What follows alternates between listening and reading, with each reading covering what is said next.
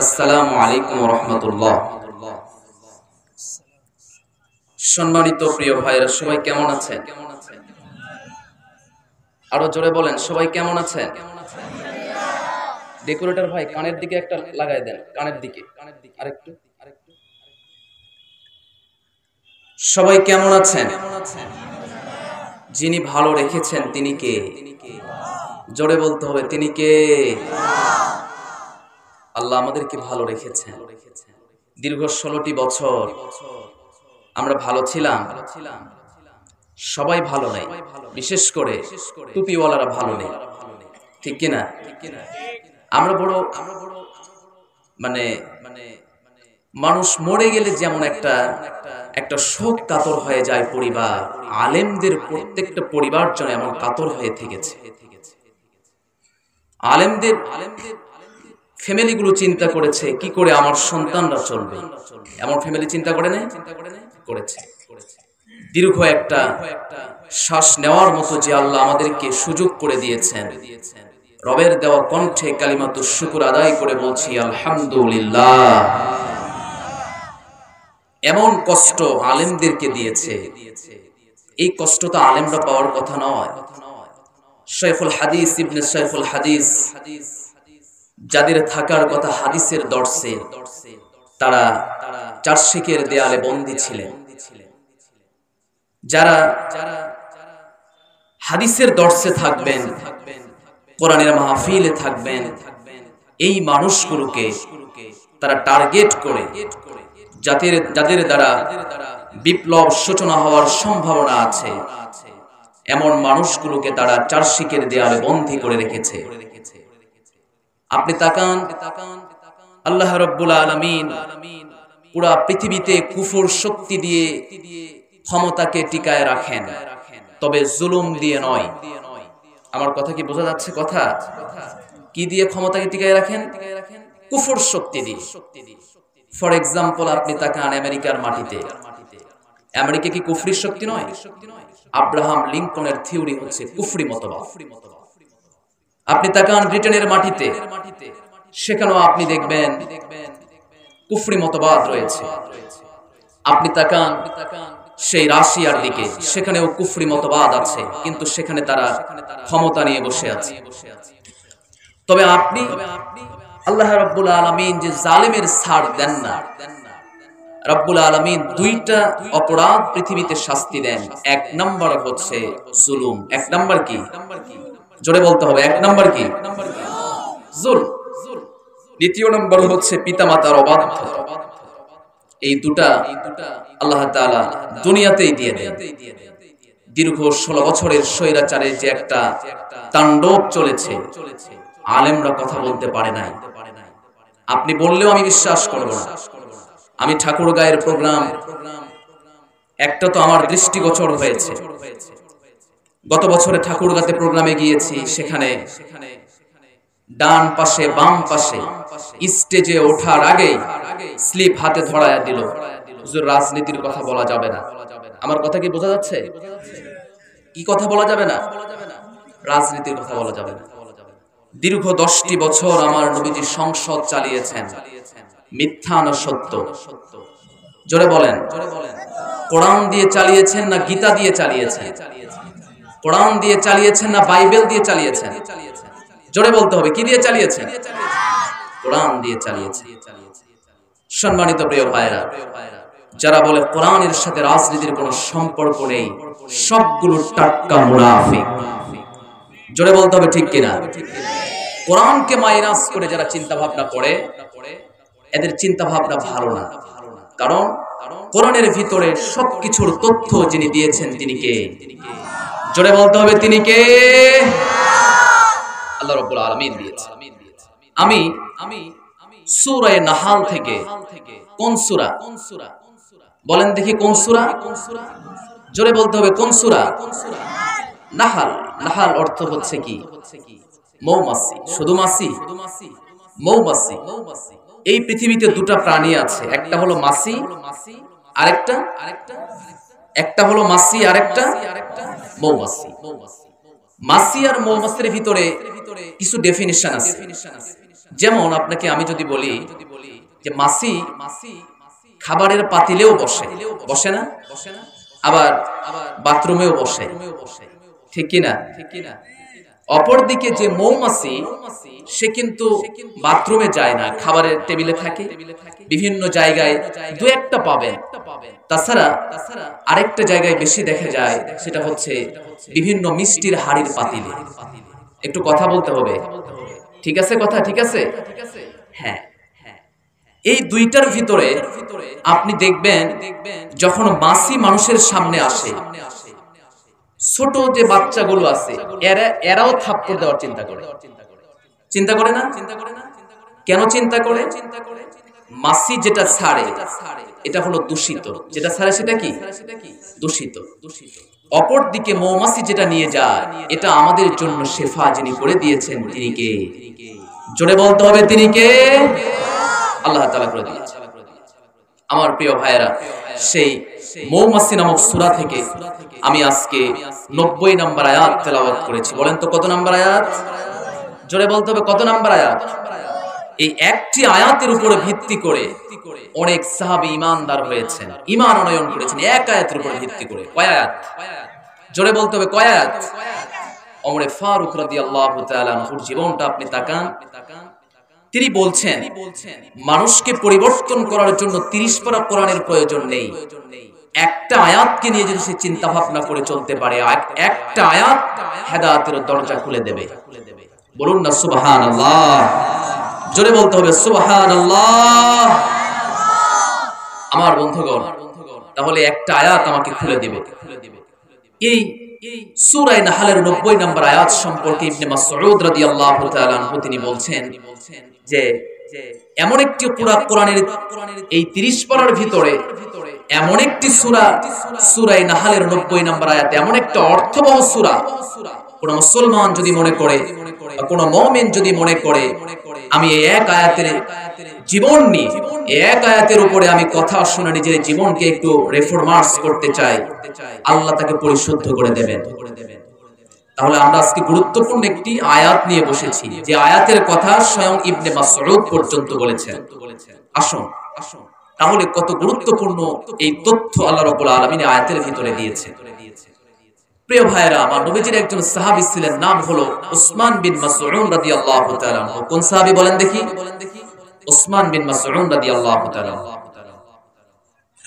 আমার নবীজির প্রিয় একজন সাহাবী উসমান বিন মাসউদ রাদিয়াল্লাহু তাআলা আনহু, তিনি বলছেন ইসলামের প্রাথমিক যুগে ইসলাম কবুল করেছি, ঝোঁকের তালে ইসলাম কবুল করে ফেলেছি, তবে পরিপূর্ণ ইসলামের যে একটা প্রকৃত স্বাদ তা অনুভব করতে পারি নাই।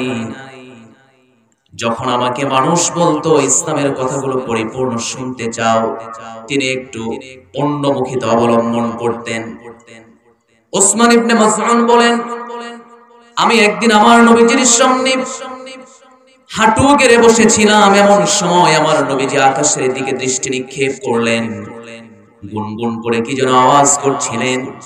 এমন সময় আবার আমার সাথে কথা বলছিলেন, কান লাগিয়ে কি যেন শুনছিলেন। উসমান বিন মাসউদ বললেন, আমার দিকে যখন আমার নবীজি তাকালেন, জিজ্ঞেস করলাম, ইয়া রাসূলুল্লাহ, কি এমন আপনার সাথে হলো যে আপনি আমার সামনে থেকে গুনগুন করে আওয়াজ করলেন?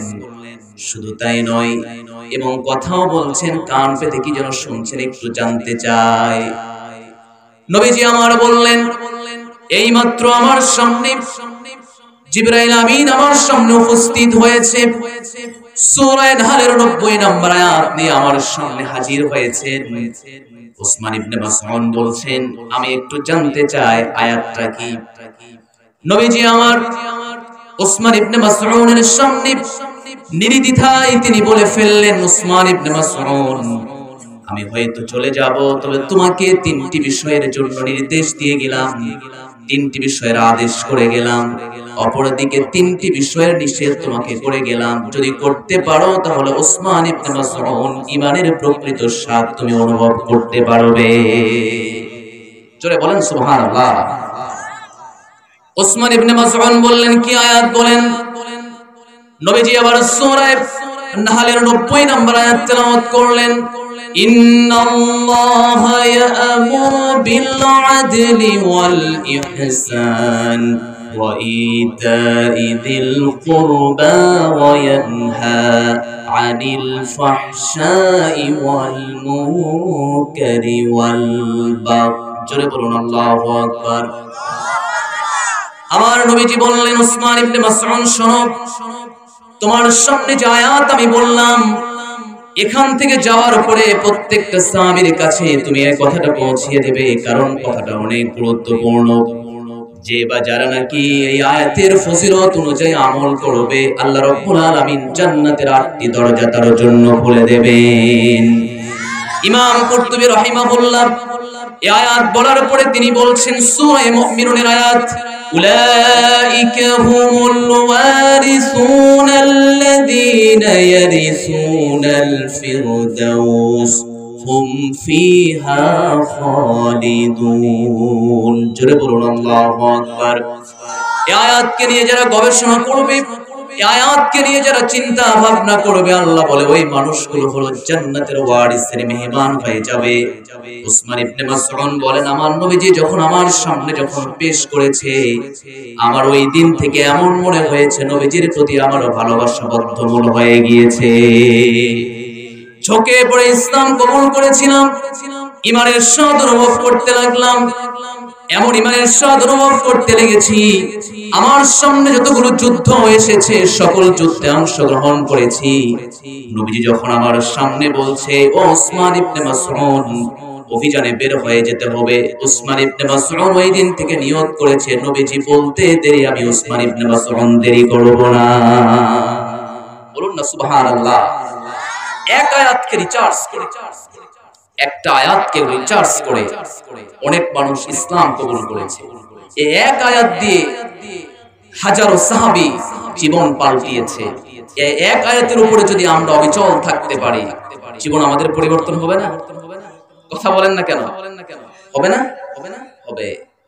আমরা তো এমন একটা যুগে আমরা পদার্পণ করেছি, যেই যুগে সব কথা, কোরআনের কথাগুলো ফাইন্ড আউট করা যায়। এমন একটা যুগে আমরা অবতরণ করছি, যেই যুগে কোরআনের কথাগুলো সব জায়গায় বিশ্লেষণ করা যায়। আপনি তাকান, আল্লাহ রাব্বুল আলামিন প্রত্যেকটা কওমের জন্য স্পেশাল করে নবী প্রেরণ করেছেন। প্রত্যেকটা কওমের জন্য, এমন কোন কওম নাই নবী আসে নাই। আপনারা নবী মুসার নাম শুনেছেন? কথা বলেন, নবী মুসার নাম শুনছেন? বাড়ি কোথায়? জয়পুরহাট? কোথায়? হ্যাঁ, এখন নবী মুসা আলাইহিস সালাম তুর পাহাড়ে গিয়েছিলেন কয়দিনের জন্য? কে বলতে পারেন কয়দিনের জন্য? প্রথমে হলো 30 দিন। প্রথমে কয়দিন? জোরে বলতে হবে, কয়দিন? আমার কথা কি বুঝতে পারতেছেন না আপনারা? হ্যাঁ, আমি সিলেটের প্রোগ্রামে এই দিকগুলোতে আমার কথা আমি বুঝি, আমি বলতে পারি, আমার কথা বোঝে, তাদের কথা আমি বুঝি না, শুধু তাকায়ে থাকি যে কি বলতেছে। শেষে হয়তো দুই একটা কথা বুঝি আর একটা কথা মিলাই। আমার কথা কি বুঝতে পারতেছেন? আমিও জয়পুরহাটের সন্তান, আপনিও জয়পুরহাটের সন্তান। মিলার কথা, সবকিছু বোঝার কথা, একটু তালেও দেওয়ার কথা, সবকিছু বুঝে আওয়াজ দিতে হবে। আপনারা চিন্তা ভাবনা করছেন যে কি কথা বলবো, একটু বসেন, আপনি শুনে যান কিছু কথা। আমিও কিছু আমলের নিয়ত কথা বলি, আপনিও একটু শুনেন, একটু নিয়ে যান কিছু এখান থেকে। আমার প্রত্যেকটা একটা আলোচনার একটা বিষয় ভিত্তিক থাকে, একটা ক্লাস ভিত্তিক থাকে। এখান থেকে কিছু আমিও নিয়ে যাব, আপনিও কিছু নিয়ে যাবেন। কিছু কথা শুনি আমরা। বলেন দেখি, নবী মুসা আলাইহিস সালামের আরেকটা ভাই ছিল, নাম কি? বলেন না কেন? হারুন আলাইহিস সালাম।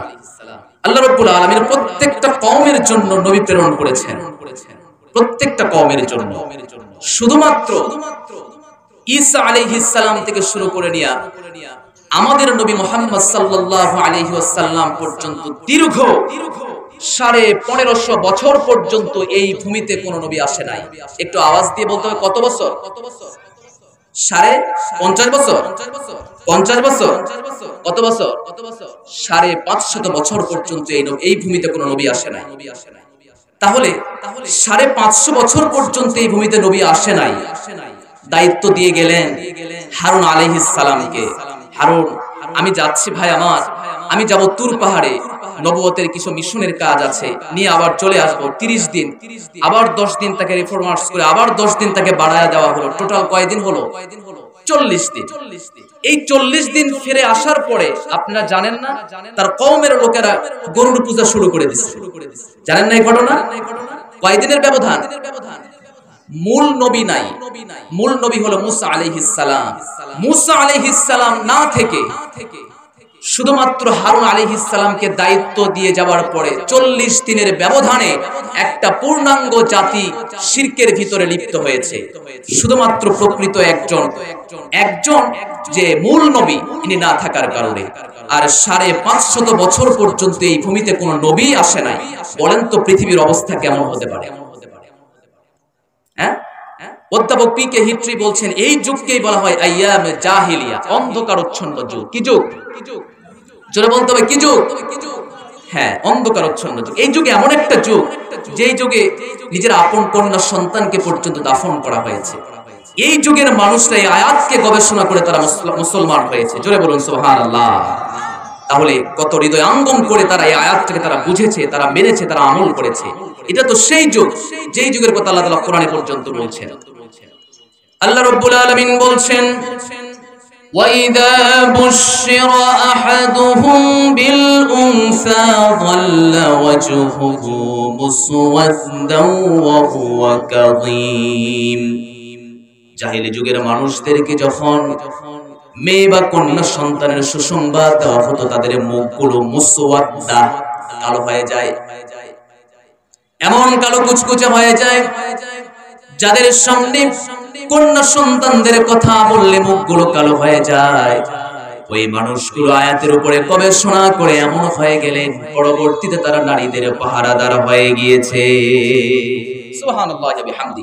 যেই মানুষরা নারীদেরকে দেখতেই পেত না, নারীদেরকে পণ্য সামগ্রী মনে করেছে, এমন মানুষগুলো এই আয়াতের উপরে গবেষণা করে তারা মুসলমান হয়েছে, নারীদের পাহারাদার পর্যন্ত হয়েছে। আয়াত কোন সূরা? বলেন কোন সূরা? সূরাতু নাহল, আয়াত নাম্বার, হ্যাঁ আয়াত নাম্বার 90। এখন আসেন, আল্লাহ রাব্বুল আলামিন এই সূরাতে 3টা আদেশ আমাদের জন্য করেছেন। বলেন তো কয়টা আদেশ? জোরে বলতে হবে কয়টা? আর 3টা নিষেধ করেছেন। তাহলে টোটাল কয়টা? 6টা। তাহলে 3টা আদেশ আর 3টা নিষেধ।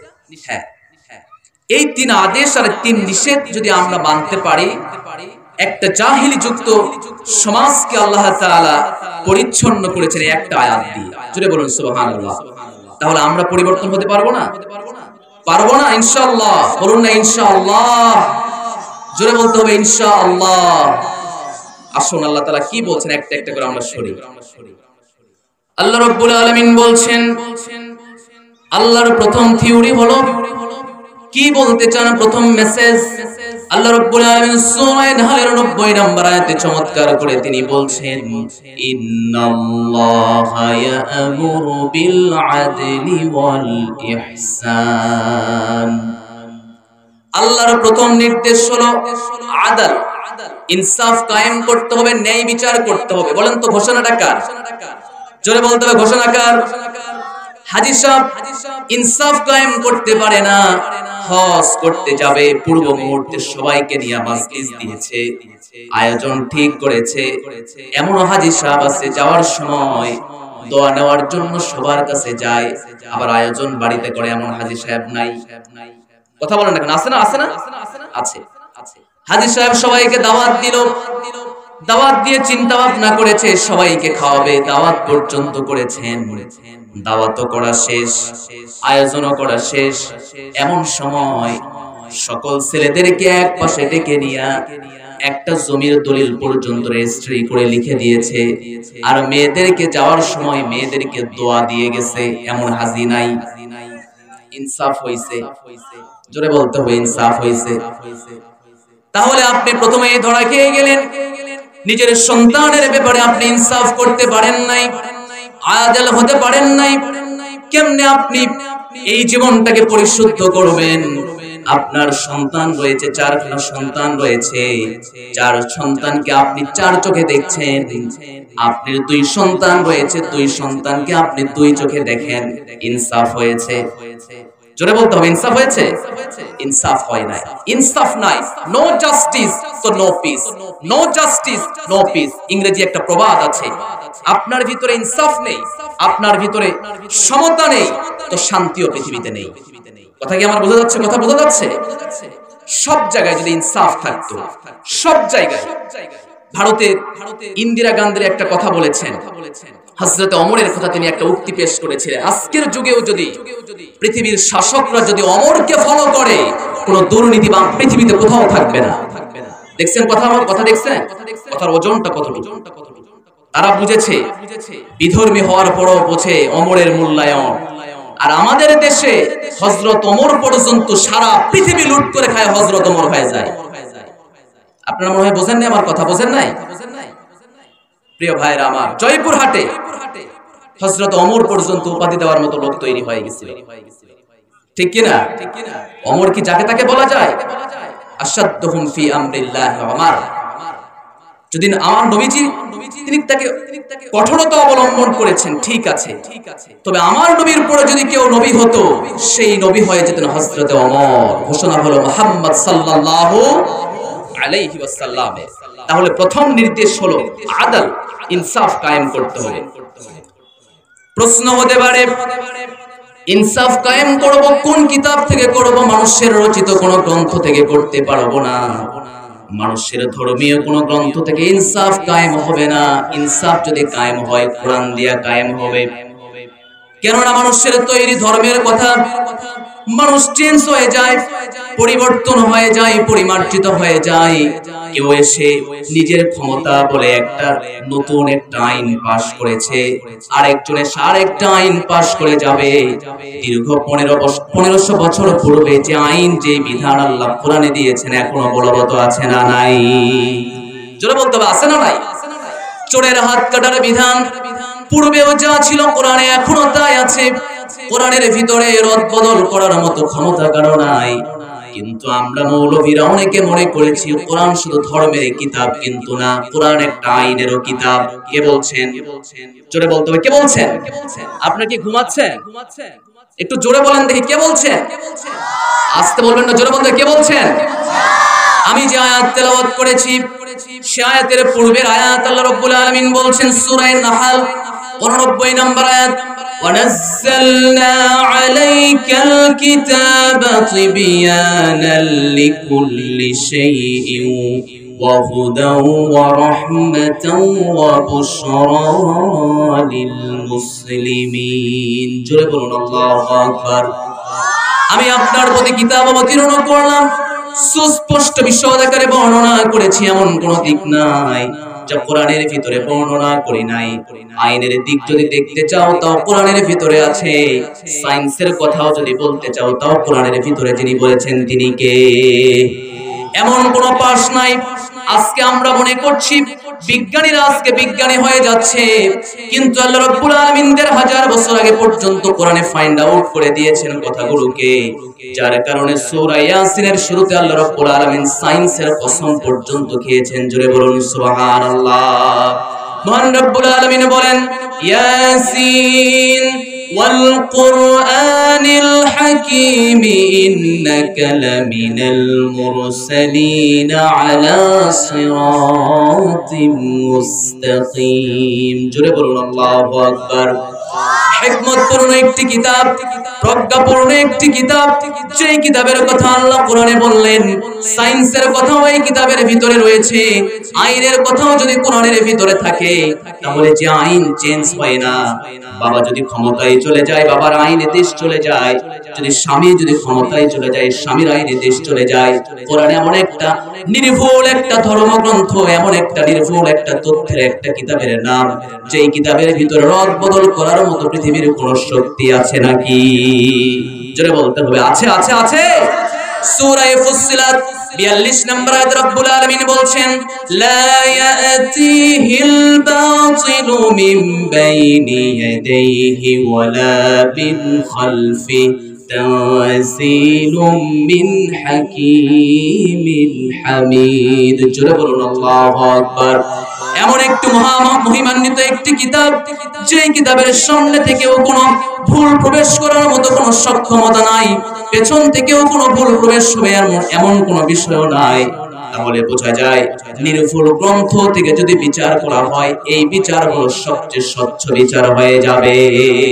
মানুষের তৈরি করা ধর্মনিরপেক্ষ মতবাদ, আব্রাহাম লিঙ্কনের গণতন্ত্র, সবগুলো পুঁজিবাদ, সবগুলো হলো ডাস্টবিনে নিক্ষেপ করা এখন সময়ের দাবি। কথা বলতে হবে ঠিক কিনা? কারণ এটা আমাদেরকে শান্তি দিতে পারে নাই। স্বাধীনতার 52-54 বছর হয়ে যাচ্ছে, স্বাধীনতার এই 54 বা 52 বছরে আমরা কোনো শান্তি পাই নাই আব্রাহাম লিঙ্কনের গণতন্ত্র দিয়া। সুতরাং যদি আমরা পার্লামেন্টে নিয়ে যদি আমরা কোরআনকে যদি পৌঁছাতে পারি, আগামীর বাংলাদেশকে আমরা সুন্দর করে সাজাতে পারবো ইনশাআল্লাহ। বলুন না ইনশাআল্লাহ, জোরে বলতে হবে ইনশাআল্লাহ। আমার প্রিয় ভাইরা, তাহলে প্রথম হলো আদাল, ইনসাফ কায়েম করতে হবে। কাদের মাঝে আপনি ইনসাফ কায়েম করবেন? সবার মাঝে, আপনার আওতাভুক্ত যারা আছে সকলের মাঝে আপনি আপনার ইনসাফটা কায়েম করে চলবেন। কারণটা হলো, আর ইনসাফ কোথা থেকে আপনি পাবেন? এই নির্ভুল কিতাব থেকেই তো আপনি পাবেন। অন্য মানুষের তৈরি করা মতবাদ নিয়ে যদি আপনি করেন, তাহলে হয়তো আজকে আপনি পাচ্ছেন, পরবর্তীতে আর পাবেন না। কারণ আবার যে ক্ষমতায় আসবে, আবার নীতিমালা চেঞ্জ করবে। তাহলে কোন কিতাবের পেছনে আপনি যাবেন? যেই কিতাবের পূর্বেও যা আছে এখনো তা আছে, এমন কিতাবের পেছনেই তো যাওয়া দরকার। কথা বলেন ঠিক কিনা?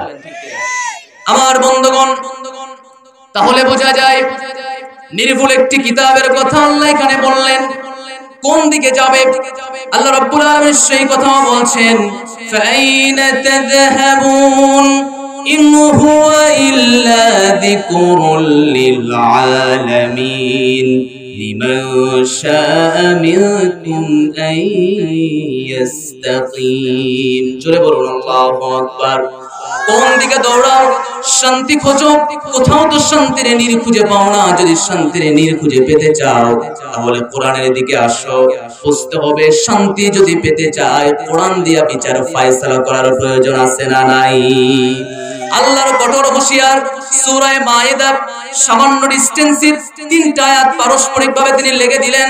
সূরা মায়েদা 44 নম্বর আয়াত, সূরা মায়েদা 45 নম্বর আয়াত, সূরা মায়েদা 47 নম্বর আয়াত। আল্লাহর একই বিধান। কোরআন দিয়া যারা বিচার ফয়সালা করে না, তারা হলো কাফের। কোরআন দিয়া যারা বিচার ফয়সালা করে না, তারা হলো জালেম।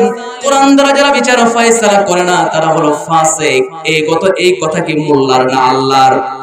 জোরে বলতে হবে, কথা কি মোল্লার না আল্লাহর?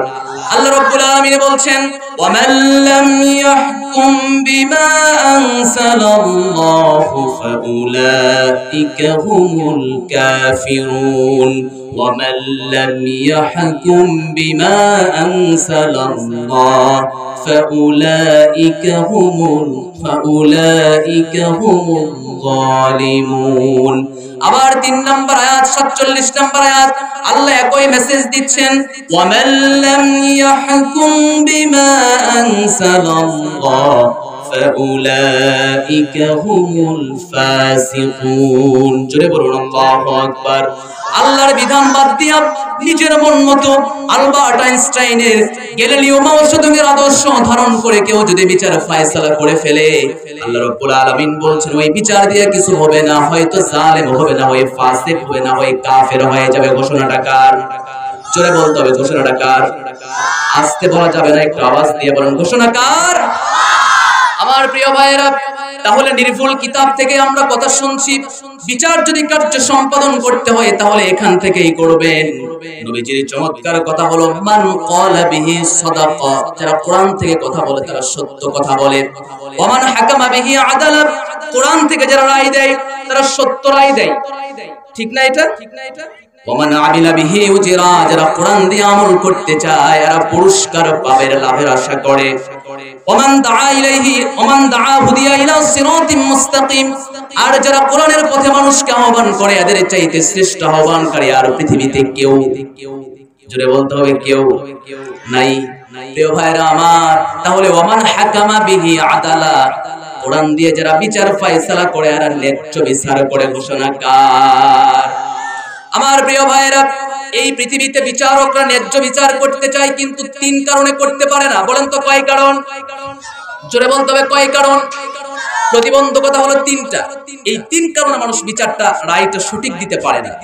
সকল বিচারকরা দিতে পারে না।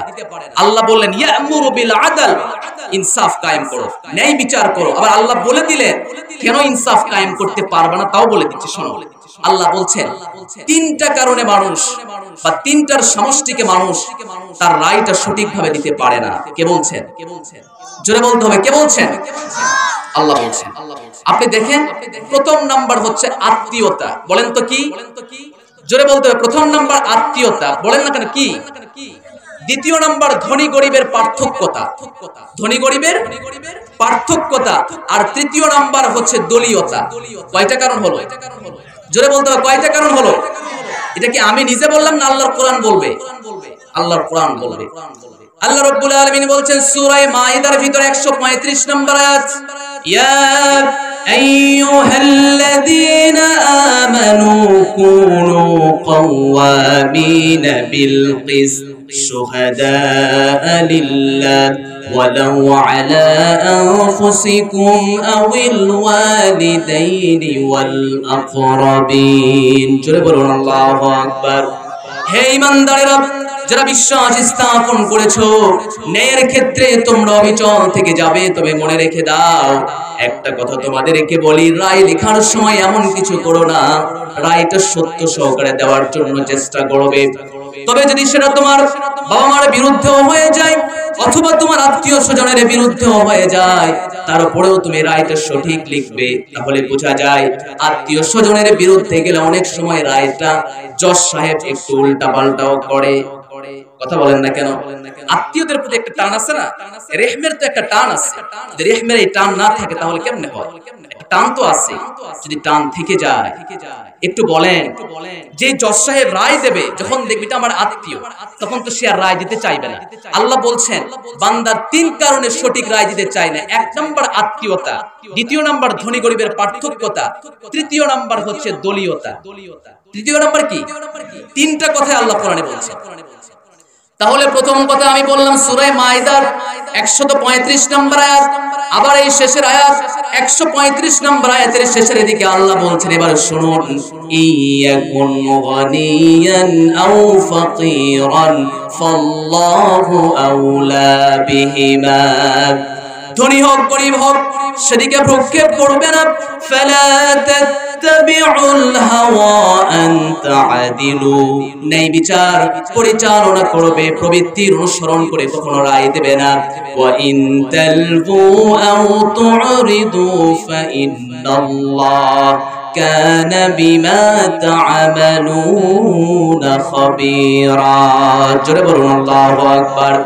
ওই লোকটা ধনী, তুমি বিচার কার্য সম্পাদন করবে, কিন্তু যখন লক্ষ্য করে দেখলে তার টাকা আছে, ক্ষমতা আছে, বিচারটা একটু ঘুরিয়ে পেঁচিয়ে করলে, ওয়া ইন তালফু আও তুরিদু, একটু ঘোরায় পেঁচায় করলা, একটু খালাস করার চিন্তা ভাবনা করলা, আল্লাহ বলছে ফা ইন্নাল্লাহা কানা বিমা তা'মালুনা খাবীরা, যা কিছু করো সকলের চোখকে ফাঁকি দেওয়া যায়, সকল বিষয়ে অবগতি আমি আল্লাহ রয়েছি। আছে না নাই? জোরে বলতে হবে, আছে না নাই? আমার প্রিয় ভাইরা, এবার দেখুন, তাহলে প্রথমে মানুষ তিন কারণে রায় দিতে পারে না। প্রথমটা কি? জোরে বলতে হবে, প্রথমটা কি? সূরা নিসার 135 নম্বর আয়াত। একই আয়াতের ভিতরে দুইটা বিষয়ের দলিল আল্লাহ দিচ্ছেন। দ্বিতীয় নাম্বার বিষয়টা হলো মানুষ দিতে পারে না ধনী গরিবের কারণে। যে গরিবরা আদালতে রায় পায় না, অথচ ধনীরা খালাস হয়ে বাহিরে বের হয়, এমন নজির দেখি নাই? দেখছি না? অবশ্যই আমরা দেখেছি। 100 সেঞ্চুরি করেছে ধর্ষণে। আমি যেখানে থাকি, যাত্রাবাড়িতে আমি আছি, এখন যাত্রাবাড়ি কম যাওয়া হয় যদিও, যাত্রাবাড়িতে এখান থেকে জাহাঙ্গীরনগর ইউনিভার্সিটি অনেক কাছে। এই জাহাঙ্গীরনগর ইউনিভার্সিটিতে এক কুলাঙ্গার 100 মেয়েকে ধর্ষণ করে ভিডিও ফুটেজ ধারণ করেছে। কত মেয়েকে? জোরে বলতে হবে, জোরে বলতে হবে। 100 মেয়েকে ধর্ষণ করে ভিডিও ফুটেজ ধারণ করেছে। সোনার ছেলেরা তাকে গলায় মালা পরিধান করিয়ে দিল। অপরদিকে ঢাকা বিশ্ববিদ্যালয়ে মজনুর মতো এক পাগলরে ধরায়া জেলখানায় বন্দী করে রাখছে। যার শরীরই চলে না, এর জেনার মামলা দিয়ে রাখছে, যার শরীরই চলে না।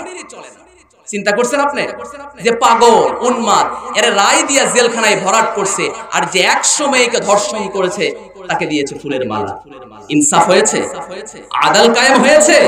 ন্যায় বিচার হয়েছে? হয় নাই। আমার প্রিয় ভাইরা, এই জন্যই তো আজকের রাষ্ট্রটা আমাদের দুর্নীতির আখড়ায় পরিণত হয়েছে। যদি ইনসাফ থাকতো, ন্যায় বিচার যদি প্রতিষ্ঠা হয়ে যেত, সমাজের প্রত্যেকটা জায়গায় জায়গায় মানুষরা নিরাপদে বেঁচে থাকতে পারত। ঠিক কিনা?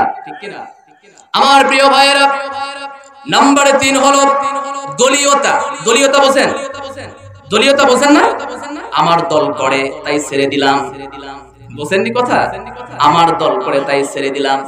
মজনুর মতো লোককে গ্রেফতার করে জেলখানায় দেখায়, অপরদিকে 100 সেঞ্চুরি করার পরেও তাকে ছেড়ে দেওয়া হয়। দলীয়তা। নাম কি? জোরে বলতে হবে কি? সূরাত মায়েদার ভিতরে আল্লাহ বলছেন 5 নম্বর সূরা 8 নম্বর আয়াত, ওয়ালা ইয়াজরিমান্নাকুম শানাআনু কওমিন আলা আল্লা তা'দিলু ওয়া আকরাবু লিত-তাকওয়া। জোরে বলুন আল্লাহু আকবার।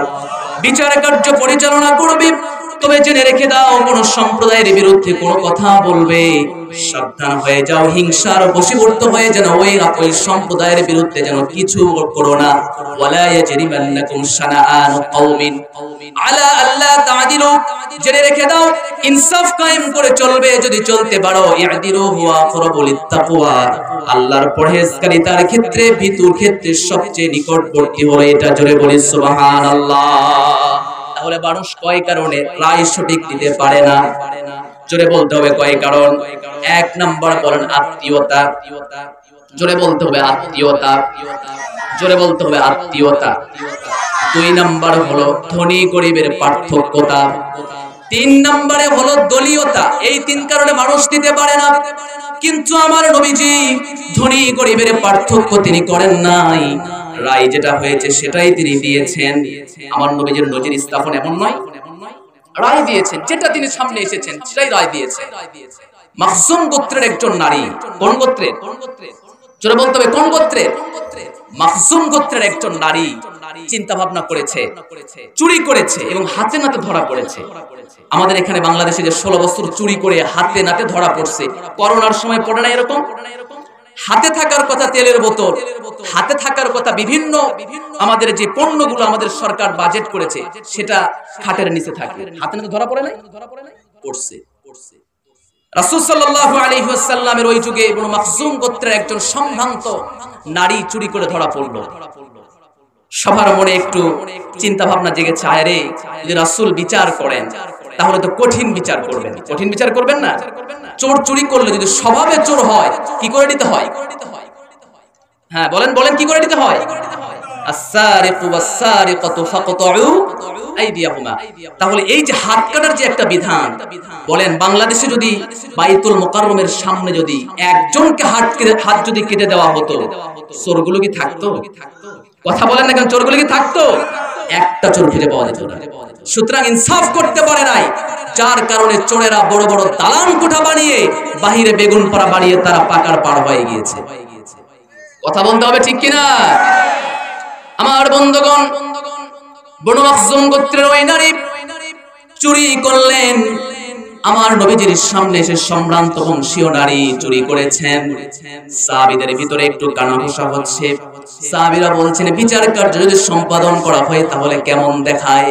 আরে সবাই চিন্তা করলেন কার কাছে যাওয়া যায়, কে নবীর সামনে বিষয়টাকে হালকা করে পেশ করতে পারবে। ডাকা হলো Osama bin Zayed. Osama bin Zayed, তুমি তো নবীজির সাথে তোমার একটা ভালো সম্পর্ক রয়েছে, তুমি কি জানো নবীজির সামনে যদি একটু বড় বিচারটাকে যদি একটু স্যাক্রিফাইস করে চলে? ওসামা বিন যায়েদ বললেন, ঠিক আছে, কোনো সমস্যা নাই।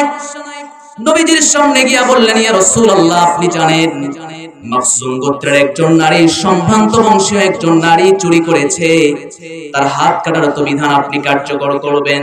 আমরা চাই সম্ভ্রান্ত বংশীয় যেহেতু নারী, তার হাত কাটার বিধানটা একটু লাঘব করা যায় নাকি? নবীজির সুন্দর চেহারা লাল বর্ণ ধারণ করলো। নবীজি বললেন, ওসামা বিন যায়েদ, তুমি কি আল্লাহর বিধানকে পরিবর্তন করার জন্য আমার কাছে এসেছো নাকি? ওসামা বিন যায়েদ কিছুই বললেন না। একটু পরে ওসামা বিন যায়েদ আমার নবীজির সামনে থেকে উঠে তিনি চলে গেলেন। সন্ধ্যাবেলা মাগরিবের নামাজের পূর্ব মুহূর্তে আমার নবীজি সকল সাহাবীদেরকে লক্ষ্য করে বলছেন, ইয়া আইয়ুহান নাস, চমৎকার একটা ভাষণ দিয়ে দিলেন সাহাবীদের উদ্দেশ্যে।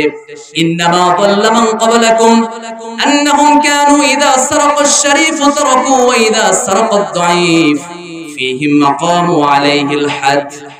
ওহে মানুষ সকল, তোমরা কি জানো তোমাদের পূর্ববর্তী জাতিরা ধ্বংস হয়েছে একটি কারণে। তার ভিতরে প্রথম কারণটা হলো ইযা সারাকা আশ-শারীফ তারাকু, যখন ধনীরা চুরি করত, অন্যায় করত, তখন তাদের বিচার করত না। ওয়া ইযা সারাকা আদ-দাঈফ ফীহিম মাকামু আলাইহিল হাদ, তোমরা কি জানো ধনীরা যদি বিচার না পেয়ে যায়, ধনীদেরকে ছেড়ে দেওয়া হতো।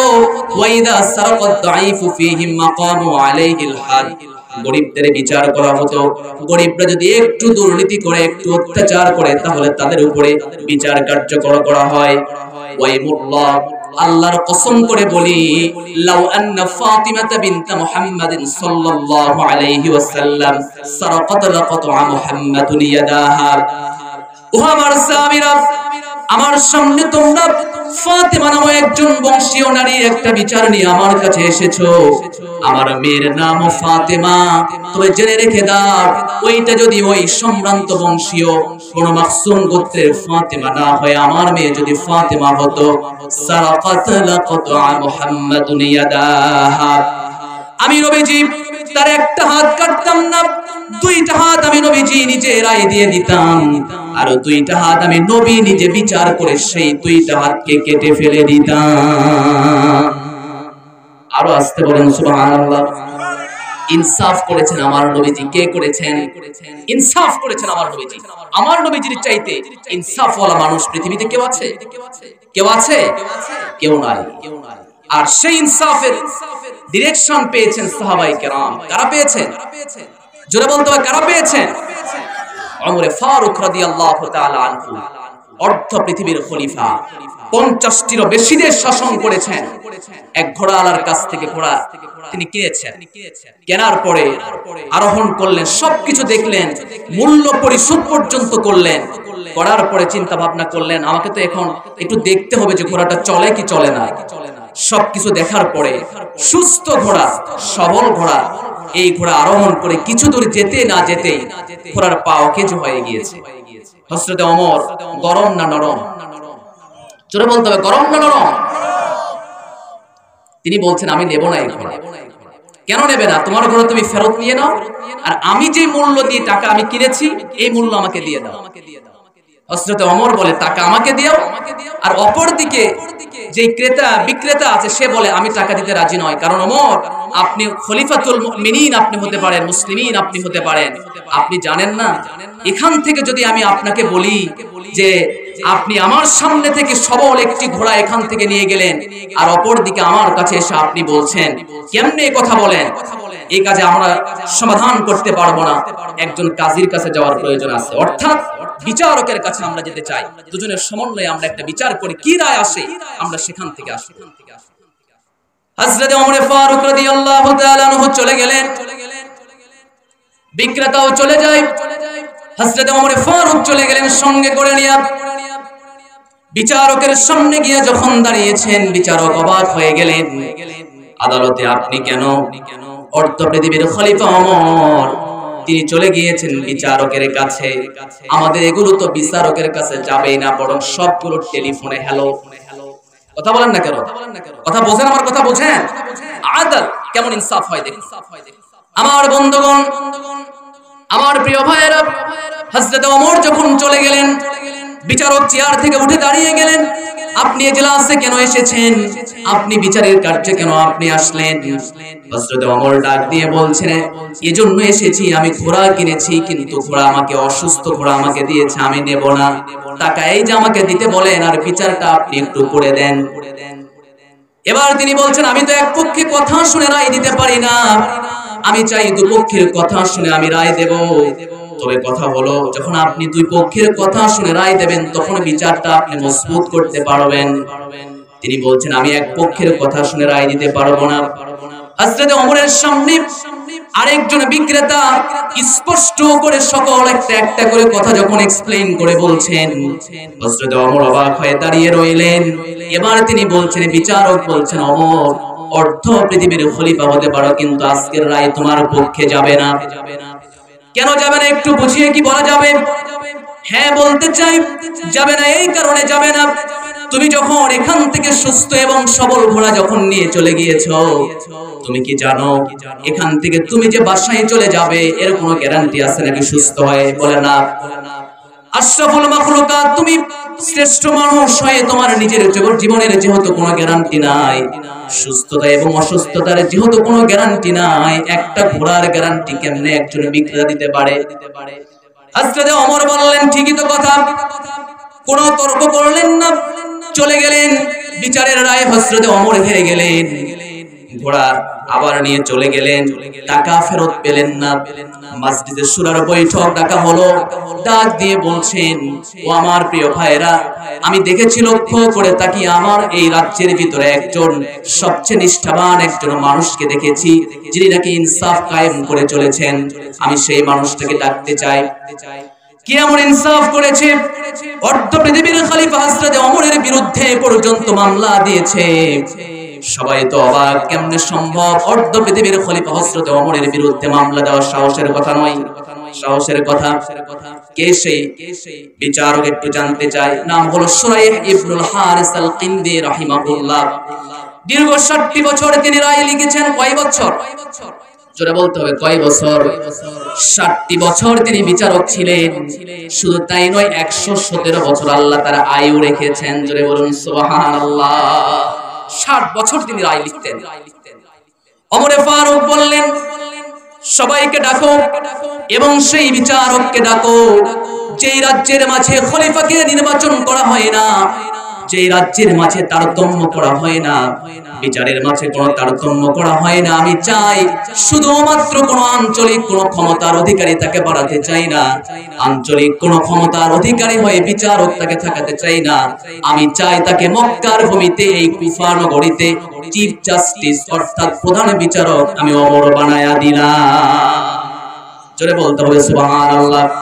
তাহলে খলিফার বিরুদ্ধে রায় গেল পদোন্নতি হয় না? হয় না? জোরে বলতে হবে। খলিফার বিরুদ্ধে রায় গিয়েছে, পরিশেষে কি হয়ে গিয়েছে? চাকরির উন্নতি হয়েছে। চাকরি গেছে না আছে? শুধু আছে না উন্নতি হয়েছে? জোরে বলতে হবে কথা। আরো জোরে বলেন তো দেখি, উন্নতি হয়েছে না অবনতি হয়েছে? তার বিরুদ্ধে রায় দিয়েছে। শুধুমাত্র কুফায় একটা আঞ্চলিক দায়িত্বে ছিল বিচারক হিসাবে, কিন্তু বলছেন না, আঞ্চলিকতার দায়িত্ব তোমাকে পালন করতে দেব না, এখন থেকে চিফ জাস্টিস হয়ে যাবা, প্রধান বিচারপতি তোমাকে বানায়া দিলাম। একটা জিনিস লক্ষ্য করেছেন, খলিফার বিরুদ্ধে মামলা দেওয়ার পরেও চিফ জাস্টিস হয়ে যায়। আর আমাদের দেশে তো খলিফার বিরুদ্ধে, প্রধানমন্ত্রীর বিরুদ্ধে কিছু কথা বললে পাগল হয়ে যায়। আপনারা মনে হয় বোঝেননি আমার কথা, বোঝেন নাই? হ্যাঁ, প্রধানমন্ত্রীর বিরুদ্ধে কিছু বললে কি হয়ে যায়? পাগল হয়ে যায়। এসকে সিনহার গল্প শুনেন না আপনারা? পাগল হয়ে যায়। এমন কি হিজরত করতে পর্যন্ত বাধ্য করা হয়েছে। কি করতে বাধ্য করা হয়েছে? হিজরত করতে পর্যন্ত বাধ্য করা হয়েছে। হিজরত অর্থ কি? শুধুমাত্র কি মক্কা থেকে মদিনা? প্লেস চেঞ্জ, এটাই হলো হিজরত। তার জন্য করবেন। যেটা বলতে হবে, কার জন্য করতে হবে? আল্লাহর জন্য করতে হবে। কেমন বিচারপতি ছিলেন, হযরত ওমরের বিরুদ্ধে পর্যন্ত মামলা দায়ের করলেন। ওমর বললেন, তোরে আজকে থেকে চিফ জাস্টিস বানায়া দিলাম এই কুফা নগরীতে। জোরে বলুন সুবহানাল্লাহ। এমন একজন বিচারক তিনি ছিলেন, 60 বছরের রায় তিনি লিখেছেন। শুধু ওমরের বিরুদ্ধে রায় দিয়েছেন এমন নয়, খলিফা হযরতে শেষের যেইজন ছিলেন, ইসলামের 4 জন খলিফার শেষ যেই খলিফা, নাম কি? জোরে বলতে হবে, নাম কি? আরো জোরে বলেন। পেছনের ভাইরা খুব রাগান্বিত হয়ে গেছেন, একটু জোরে বলেন দেখি। সবচেয়ে সর্বশেষ যে আমাদের খলিফা, 4 খলিফার, তার নাম কি? জোরে বলতে হবে, তার নাম কি?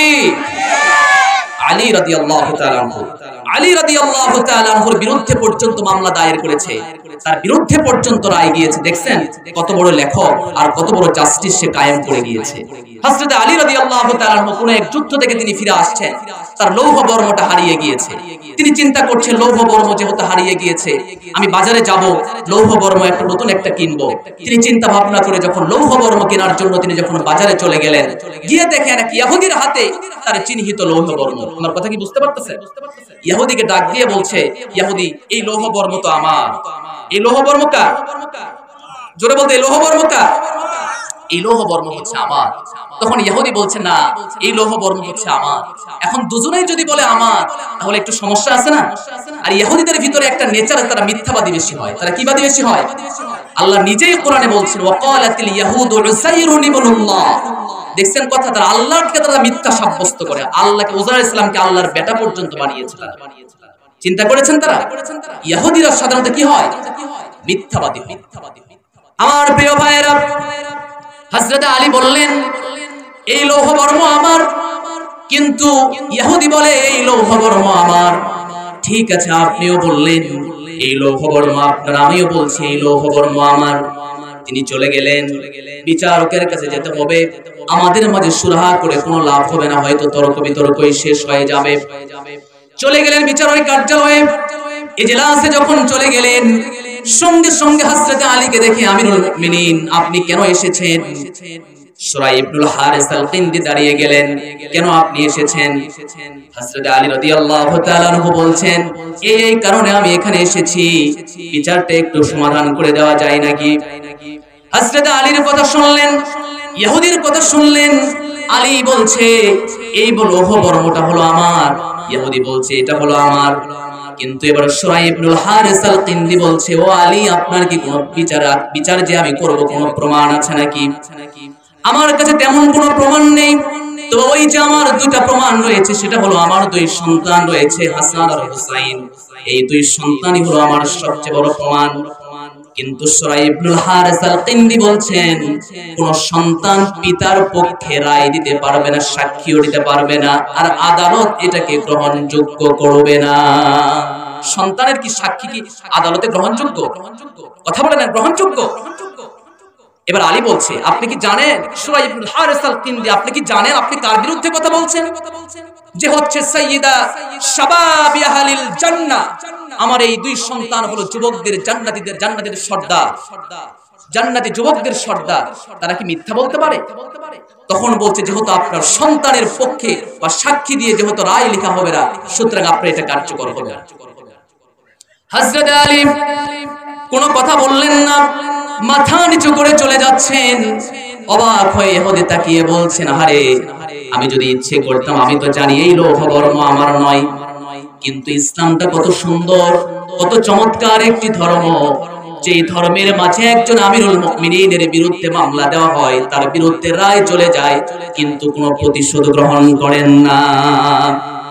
হযরত আলীর সামনে চলে যাচ্ছেন, ইহুদি ডাক দিয়ে বললেন ও ভাই আমার, আমি জানি এই লৌহ বর্ম আমার নয়, এই লৌহ বর্ম আপনার, তবে আজকে আপনার এই যে সুরাই ইবনুল হারিস আল-কিন্দির বিচার দেখে অবাক হয়ে গেলাম। ইসলাম এমন একটা ধর্ম, মানবতার একটা ধর্ম, ন্যায় বিচারের একটা ধর্ম হলো ইসলাম ধর্ম। আমি বুঝতে পেরেছি ও আলী, এই লৌহ বর্ম নিয়ে নাও। আর তোমার কাছে জানতে চাই, আমি যদি ইসলাম কবুলটা করি তাহলে আমার জন্য লাভ কি হতে পারে? এবার হযরত আলী কোরআনের ছোট্ট একটা আয়াত তিনি তেলাওয়াত করেছিলেন, সূরা কাহফের একটা আয়াত, ইন্নাল্লাযীনা আমানু ওয়া আমিলুস সালিহাত কানাত লাহুম জান্নাতুল ফিরদাউসি নুজুলা। জোরে বলুন আল্লাহু আকবার। ও ইহুদি, যদি ইসলাম কবুল করে ফেলো তাহলে আল্লাহ তোমাকে সবচেয়ে বড় জান্নাত তোমাকে দাখিল করাবেন, ওই জান্নাতে তোমাকে প্রবেশ করাবেন। কেমন জান্নাত? ইহুদির প্রশ্ন জাগলো। এবার প্রশ্নের জবাব যেমন হচ্ছে তেমনই উত্তর তিনি দিচ্ছেন, লাকুম ফিহা মা তাশতাহি আনফুসুকুম ওয়া লাকুম ফিহা মা তাদউন। এমন জান্নাত আল্লাহ দিয়ে দেবেন যেই জান্নাতে যা চাওয়া হবে সবটাই পেয়ে যাবেন, এমন জান্নাত আল্লাহ দিয়ে দেবেন। হযরত আলী রাদিয়াল্লাহু তাআলা আনহু যখন ইহুদির সামনে একটা একটা করে খুলে বললেন, ইহুদি অবাক হয়ে গেলেন। হযরত আলীকে ডাক দিয়ে বলেন, হযরত আলী আমিরুল মুমিনিন, আমি চাই যে ইসলামের নীতিতে প্রতিষ্ঠিত হয়েছে, যে ইসলামের বিচার দেখে আমি মুগ্ধ হয়েছি, ইহুদির পক্ষে পর্যন্ত রায় আসতে পারে। নিজের কোনো দলীয়তা চলে না, নিজের কোনো ব্যক্তিত্ব চলে না, যেখানে রায়, যেখানে আইনের চোখে সবাই সমান। আমার বুঝতে বাকি নয়, এই পৃথিবীতে সবচেয়ে শ্রেষ্ঠ হলো ধর্মের নাম হলো ইসলাম ধর্ম। এক মুহূর্ত দেরি করি না, আমি আপনার সাথে হাতে হাত রেখে কালেমার সুদা পড়তে চাই। আপনি একটু আমাকে মুসলমান বানায়া দেন এবং সেই জান্নাতের মানুষের ভিতরে আমাকেও শামিল করায়া নেন। সঙ্গে সঙ্গে তিনি বললেন, আশহাদু আল্লা ইলাহা ইল্লাল্লাহু ওয়াহদাহু লা শারীকা লাহু ওয়া আশহাদু আন্না মুহাম্মাদান আবদুহু ওয়া রাসূলুহু। এমন যদি হতো আমার দেশের শাসক হতো ওমরেরই মতো, হতো আবু বকরের মতো। এমন যদি হতো আমার দেশের শাসক হতো ওমরেরই মতো, হতো আবু বকরের মতো। ঠিক কি না? জোরে বলতে হবে। রায় লিখছে, খলিফার বিরুদ্ধে যায়, রায় লিখছে, আলীর বিরুদ্ধে পর্যন্ত যায়। যারা ইসলাম, যারা ক্ষমতার দাবিদার, তাদের বিরুদ্ধে পর্যন্ত রায় যায়। মাথা নিচু করে সেখান থেকে চলে যায়। বুঝতে হবে ইসলাম হলো সর্বোৎকৃষ্ট ধর্ম। জোরে বলি সুবহানাল্লাহ। প্রিয় ভাইরা আমার, তাহলে প্রথম হলো ইন্নাল্লাহা ইয়া'মুরু বিল আদল। প্রথমটা কি বলেছি? ইন্নাল্লাহা ইয়া'মুরু বিল, লিল্লাহি তাকবীর, লিল্লাহি তাকবীর, লিল্লাহি তাকবীর। প্রধান আলোচকের আগমন, শুভেচ্ছার স্বাগত। লিল্লাহি তাকবীর, তাকবীর, তাকবীর, আহলান সাহলান। বলেন না কেন মারহাবান, মারহাবান। সম্মানিত প্রিয় ভাইয়েরা, তাহলে প্রথমটা কি বলেছি বলেন দেখো? ইন্নাল্লাহা ইয়া'মুরু বিল আদল। ইনসাফ কায়েম করতে হবে, ইনসাফকার ইমাম। এই ইনসাফকার ইমামের কথা যিনি বলছেন তিনি কে? জোরে বলতে হবে তিনি কে? প্রিয় ভাইয়েরা আমার, এই পৃথিবীতে রাসূল সাল্লাল্লাহু আলাইহি ওয়াসাল্লাম বলছেন, ওই আরশের ছায়ার নিচে আমি স্থান দিয়ে দেব কোন সাত শ্রেণীর মানুষকে? যেই সাত শ্রেণীর মানুষের ভিতরে এক শ্রেণীর মানুষ হলো তারা যারা নাকি ইনসাফকার ইমাম হয়ে চলবে, বিচার কার্য সমাধান করবে এমন সুন্দর করে, যেই সুন্দরটা হচ্ছে এত সুন্দর করে রায় দিয়ে দেবে, কোনো পক্ষপাতিত্ব করবে না, ইনসাফ এবং ন্যায়ের ভিত্তিতে বিচার কার্য পরিচালনা করবে। এদেরকে আল্লাহ রাব্বুল আলামিন আরশের ছায়ার নিচে স্থান দিয়ে দেবে। সাবআতুন ইউযিল্লুহুমুল্লাহু ফি যিল্লিহি ইয়াওমা লা যিল্লা ইল্লা যিল্লুহু ইমামুন আদিল শাবুন নাশা ফি ইবাদাতিল্লাহ রাজুলুন কলবুহু মুআল্লাকুন বিল মাসাজিদ ওয়া রাজুলানি তাহাব্বানি ফিল্লাহি ইজতামা আলাইহি ওয়া তাফাররাকা ورجل دعتهم امرأة ذات حسب وجمال فقال إني أخاف الله। যেদিন আল্লাহর ছায়া ছাড়া পৃথিবীর মানুষের কোন ছায়ার কোন স্থান আছে ওখানে? ছায়া যিনি দিবেন তিনি কে? সাবআতুন ইউযিল্লুহুমুল্লাহু ইল্লা যিল্ল ইয়াওমা লা যিল্লা ইল্লা যিল্লুহু। তার ছায়া ছাড়া কোন ছায়া চলবে না। সাবআতুন, তার ভিতরে সাত শ্রেণীর ভিতরে প্রথম হলো ইমামুন আদিল, যারা ন্যায় পরায়ণ শাসক, যারা ন্যায় বিচার প্রতিষ্ঠা করেছে। আল্লাহ রাব্বুল আলামিন এমন বিচারক হওয়ার তৌফিক দান করুন। আমি প্রথমেই বলেছি বিচারক দুই ভাবে হয়। বিচারক কয় ভাবে হয়? জোরে বলতে হবে, কয় ভাবে হয়? দুই ভাবে বিচারক হয়ে যায়। প্রথম নাম্বার হলো পারিবারিক বিচারক, দুই নাম্বার হলো রাষ্ট্রীয় বিচারক। পারিবারিক বিচারক, এখানে যারা বাবা কে কে আছেন হাত তোলেন দেখি, কারা আছেন? হাত তোলেন, হাত তোলেন, হাত উঠান। বাবা কে কে আছেন? যারা হাত উঠান নাই বাবা কিন্তু হবেন না, হাত উঠান, হাত উঠান। বাবা কে কে আছেন? হাত উঠান দেখি। হ্যাঁ প্রিয় ভাইরা আমার, হাত হ্যাঁ উঠান। নামাচ্ছেন কেন? হ্যাঁ প্রিয় ভাইরা আমার, পারিবারিক যে ইনসাফ সেটা হলো সন্তানের প্রতি ইনসাফ। পারিবারিক যে আদল সেটা হলো সন্তানের প্রতি আদল। আপনার চার যদি সন্তান থাকে, আইনের চোখে আপনার চোখেও সমান থাকতে হবে। সুরাইহ ইবনুল হারিস আল-কিন্দির চোখে যেমন সবাই সমান, আপনার চোখেও সব সন্তান সমান। সুতরাং বন্টনের ক্ষেত্রে যেন কম বেশি যেন না হয়। ইনসাফ বুঝতে পেরেছেন? রাষ্ট্রীয় যে বিষয়টা তারা শিক্ষা নিবে হযরত ওমরের কাছ থেকে। বুঝতে পেরেছেন? কুল্লুকুম রাঈন ওয়া কুল্লুকুম মাসউলুন আন রাঈয়াতিহি। প্রত্যেকটা মানুষ দায়িত্বশীল, তার ভিতরে প্রত্যেকটা দায়িত্ব সম্পর্কে তাদেরকে জিজ্ঞাসিত করা হবে। আল্লাহ রাব্বুল আলামিন আমাদেরকে কবুল করুন। জোরে বলুন আমিন, জোরে বলুন আমিন। একটি কথা বলে আমি শেষ করে দিব। যখন আপনাদের সামনে এই তিনটা বিষয় চলে আসবে, আল্লাহ বলছেন বিচারকদের মাঝে, তখন তোমরা কি করবে? আল্লাহ সেই কথাও কোরআনে বললেন, ফাসতাকিম কামা উমিরত ওয়ালা তাত্তাবি আহওয়াহুম ওয়া কুল আমানতু বিমা আনজালাল্লাহু মিন কিতাব ওয়া উমিরতু লিআদিলা বাইনাকুম আল্লাহু রাব্বুনা ওয়া রাব্বুকুম লানা আ'মালুনা ওয়া লাকুম আ'মালুকুম লা হুজ্জাতা বাইনানা ওয়া বাইনাকুম আল্লাহু ইয়াজমা'ু বাইনানা ওয়া ইলাইহিল মাসীর। তখন তোমাদের দায়িত্ব, রেসপন্সিবিলিটি হচ্ছে তোমরা এই কিতাবের প্রতি অবিচলতা অবলম্বন করবে এবং কোরআন যা বলছে সেই পক্ষপাতিত্ব অবলম্বন করবে। আল্লাহ তাআলা আমাদেরকে বোঝার তৌফিক দান করুন। জোরে বলুন আমিন। সবার কাছে দোয়া প্রার্থী, আল্লাহ আমাদের সবাইকে মকবুল বান্দা হিসেবে আল্লাহ কবুল করুন। জোরে বলুন আমিন।